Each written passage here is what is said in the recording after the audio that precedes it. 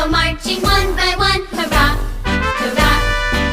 Hey y'all, listen, I want to be a green thumb girly, but I'm not.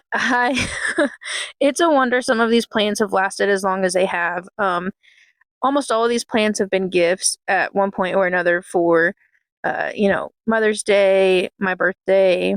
My mom came down one time and just had a whole bunch of plants that she gave me, and I don't know how they've lived this long, guys. I don't treat them very good.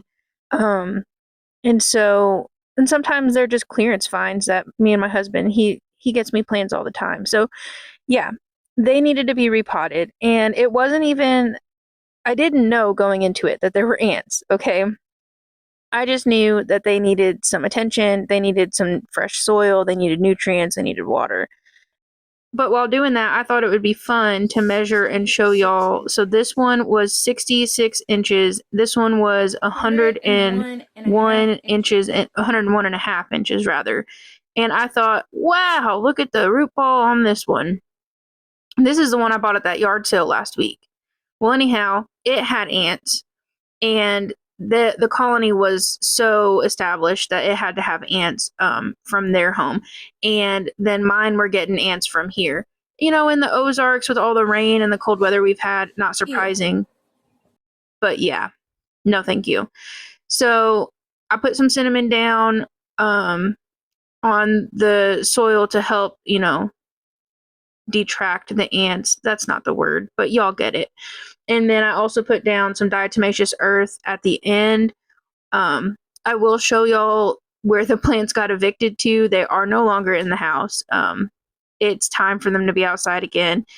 That was going to happen anyway, regardless of the ants, but the ants really solidified the decision. But anyway, I'm going to stop talking, you guys. This is really long, so bye. Thanks for if you listen this far.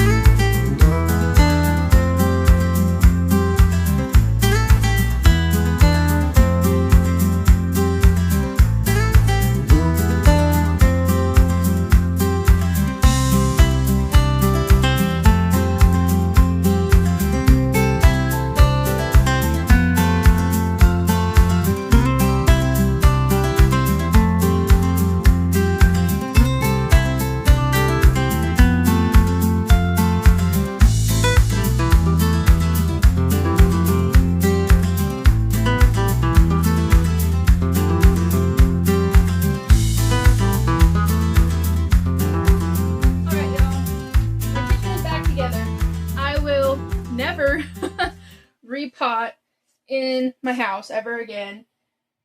I have to mop, I have to wipe the walls. It was Ant-mageddon, okay? But all done. Yay. Bye guys.